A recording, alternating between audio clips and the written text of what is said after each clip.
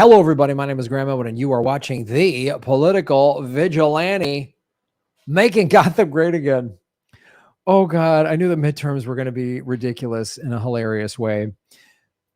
So many ridiculous things coming out of the midterms. First of all, the red wave didn't happen, which is funny. One of the reasons the red wave didn't happen, in my opinion, is that the Republican Party completely overestimated the impact of losing Roe v. Wade, how it would actually maybe negatively impact them. And a lot of conservative women were like, no. And it is a complete hypocritical contradiction that the Republican Party claims to be like, get the government out of our lives, except a woman's body. That's when the government's going to come and say. But it also, and I said this so many times. The Democrats will lose either the House or the Senate. I said this numerous times. We'll either lose the House or the Senate in the midterms, and which will be good for them because then they can use it as an excuse of, oh, we can't get anything done now. Remember, 2020, 2 years ago, they won the White House, they won the House and the Senate. And then, they couldn't get anything done because Joe Manchin, a Democrat, and Kristen Sienna, whatever dumb name is, also Democrats, registered Democrats, ran as Democrats, won as Democrats, then decided to not be Democrats when they got into office. Which is funny because that's just vote for any Democrat, just get any Democrat in there. And then they go in there and act like, and then they're not Democrats. So Joe Biden, 4 or 5 months ago, 6 months ago, whenever it was, when the Roe v. Wade, first when the SCOTUS leak happened, which was in early May, Biden and the Democrats were going to fight. And they kept saying, we got to win the Senate. We got to win the House. But Joe Biden in 2020, during the campaign, 2019 and 2020, when he was in the primary, was like, I'll work with Republicans and we'll get this done. So now it seems pretty clear. The Democrats are going to maintain their control of the House. It might be back to a 50-50 split, but they might even get it 51-49. Okay, great. But they're probably going to lose control of they're going to get control of the Senate, and they're going to lose control of the House. So then is it like, I don't care. I'm going to fight this because I vowed, Joe Biden months ago and this whole summer leading up, I'm going to fight for Roe v. Wade. I'm going to codify it. Why didn't Obama codify it? Why didn't the first 2 years of the Obama White House, where Democrats controlled the House and had a 60-seat majority in the Senate, they couldn't seem to codify it then? So Joe Biden, after these midterms, it wasn't the red wave, so he's going to fight so hard that he has vowed to. Biden says Democrats will not be able to pass abortion rights legislation. There. Sorry, ladies. The Democrats tried. We tried. They fight for nothing. They fight for nothing.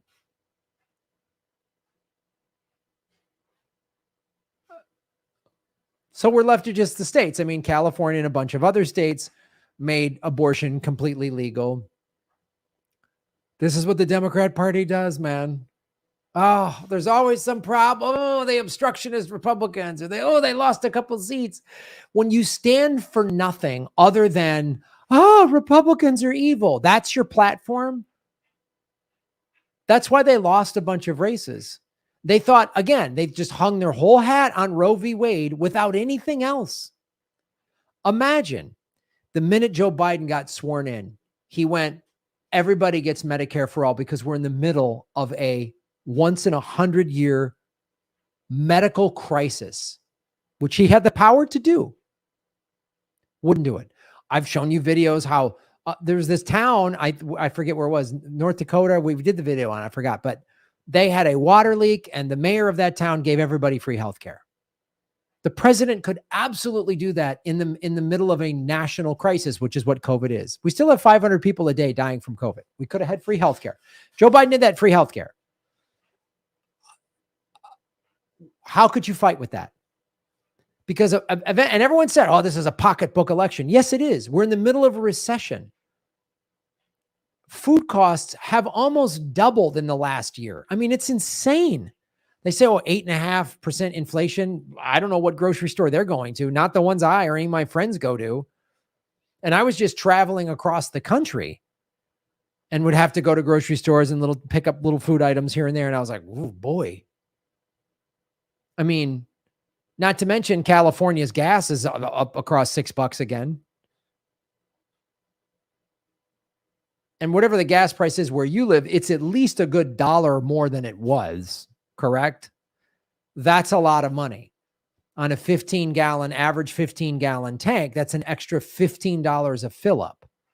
Let's say you fill up twice. That's an extra $30 a month. That's an extra $360. That adds up. If we had free healthcare like the president could have done, boom, he could have 85% of all college loans are federally backed. He could have just, and all of that stimulus money, instead of giving it to Wall Street, just look at the PPP and the SBA loans.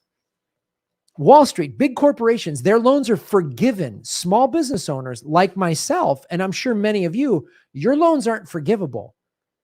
If the Democrats would have just done that. But the Democrats are all talk. They don't fight for working people because they're beholden to their rich donors, just like the Republican Party. This is what you get when you have these two awful, corrupt parties. They just kick this football back and forth. Okay, so now, great. Now we're going to have 2 years of text messages and emails going from the Democrats. And I said this was going to happen. Now we get 2 years of, we got to take back the House. Don't let the Republicans take it. When are you going to do anything when you're in power? It's amazing how much Republicans get done when Democrats are in power. It's amazing. How do they do that? It's amazing to me. Joe Biden, well, it's too hard. It's too hard.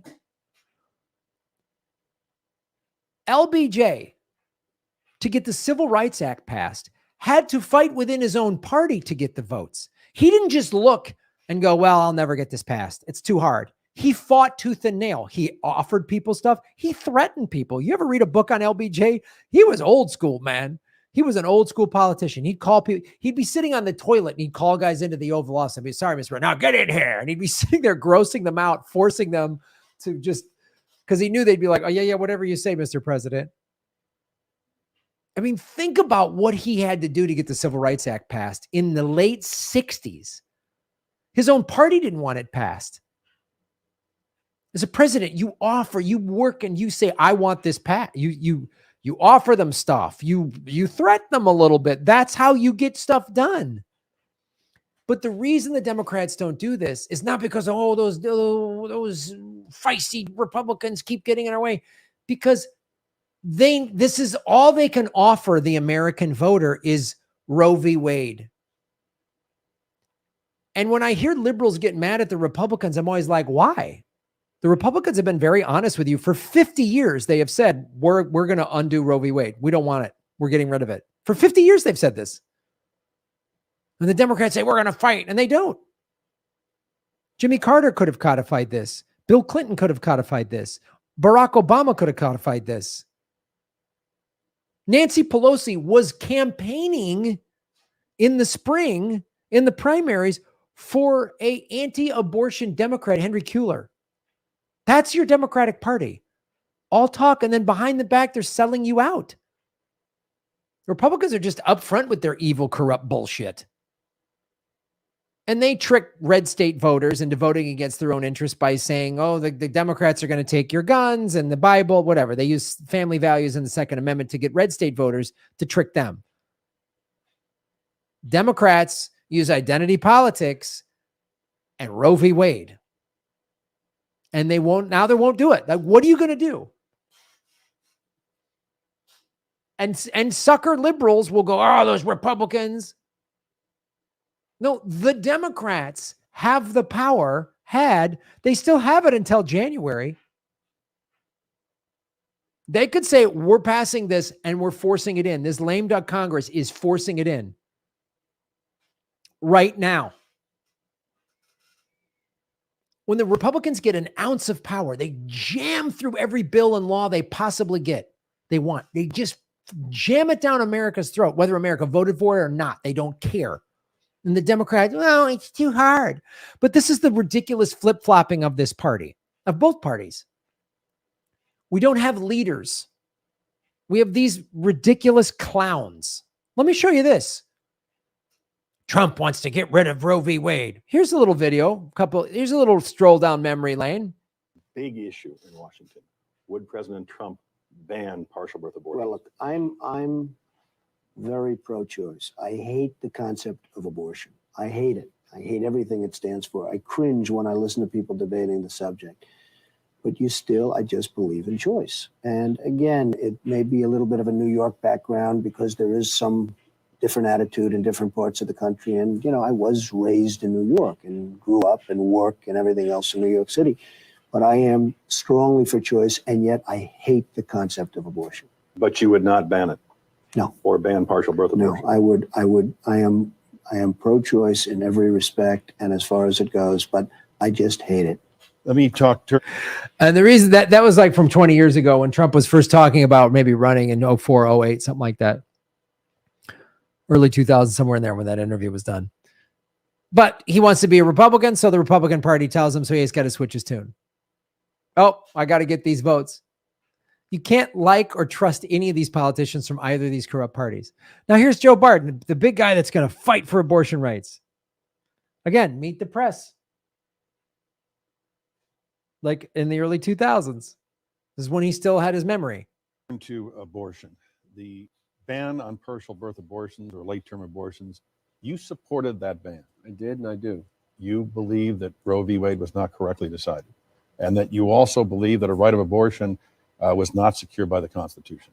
Why did you change your mind? Roe v. Wade is as close to we're going to be able to get as a society that incorporates the general lines of debate within Christendom, Judaism, and other faiths, where it basically says there is a sliding scale relating to viability of a fetus. We can argue about whether or not it's precisely set, whether it's right or wrong in terms of its 3 months as opposed to 2 months, but it does encompass, I've come to conclude, the only means by which in this heterogeneous society of ours, we can reach some general accommodation on what is a religiously charged and a publicly charged debate. Do you believe that life begins at conception? I am prepared to accept my church's view. I think it's...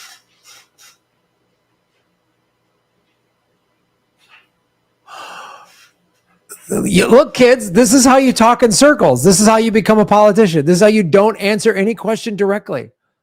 We need a heterogeneous religious doctrine that we can all kind of agree. What are you saying? Why is this? It's so hotly debated. Why can't you just say,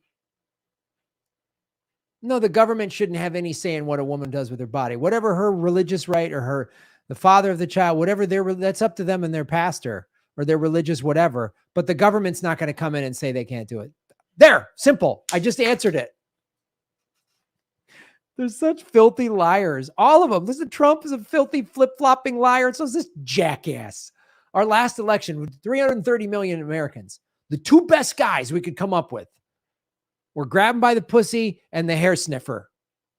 All right. Clowns. A tough one. I have to accept that on faith. That is a tough decision for me. But there is a point relatively soon where viability, it's clear to me when there's viability, meaning the ability to survive outside the womb, that I don't have any doubt. Thanks for watching our YouTube viability. channel. Follow today's what are you top stories talking and about? I breaking can't news listen. by- No, you guys don't get a plug on my show. Like unreal.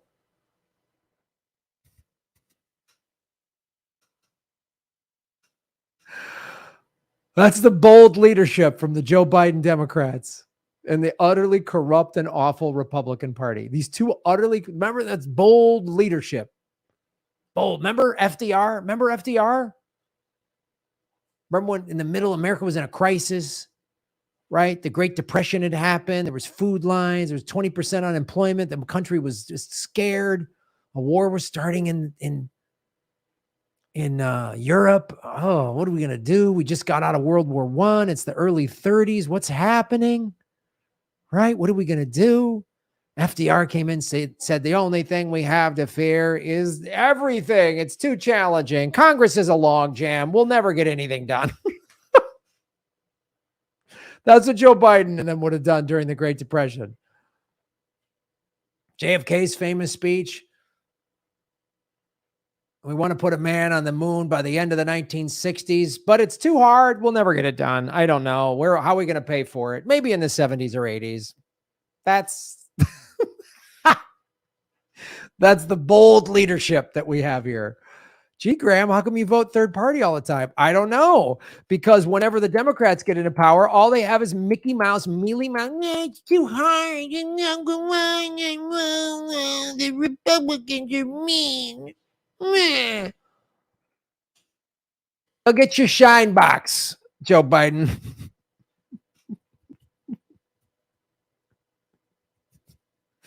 Unreal. Thought I'd throw in a little Goodfellas quote. Follow the money, connect the dots, get the truth. The Democrats and the Republicans don't care about you, folks. If you think they don't care about you, they only care about their big donors. They don't care about you. I vote in every election, but we need to do way more. Vote third party. Don't give these parties your votes or your money. Otherwise, you're just going to get more of this Mickey Mouse nonsense where they just kick the football back and forth. And then it's like Lucy with Charlie Brown, like shave your knuckles for justice. Hey, everybody. Thanks for watching. We are still in our 9th month of demonetization from YouTube. So support what we're doing at patreon.com/Graham Elwood or rockfin.com/Graham Elwood, which is a blockchain cryptocurrency platform. It's free to sign up, and there's a premium level at $10 a month. And for that, you get everybody on the platform's premium content. Myself, Lee Camp, Ron Placone, Jimmy Dore, Whitney Webb, Kim Iverson, Abby Martin, and many, many others. You can also support what we're doing at Venmo at Graham-Elwood and go to GrahamElwood.com. We have a PayPal button and a PO box. I also have crypto wallets, which are all in the show notes. Thanks for supporting what we do.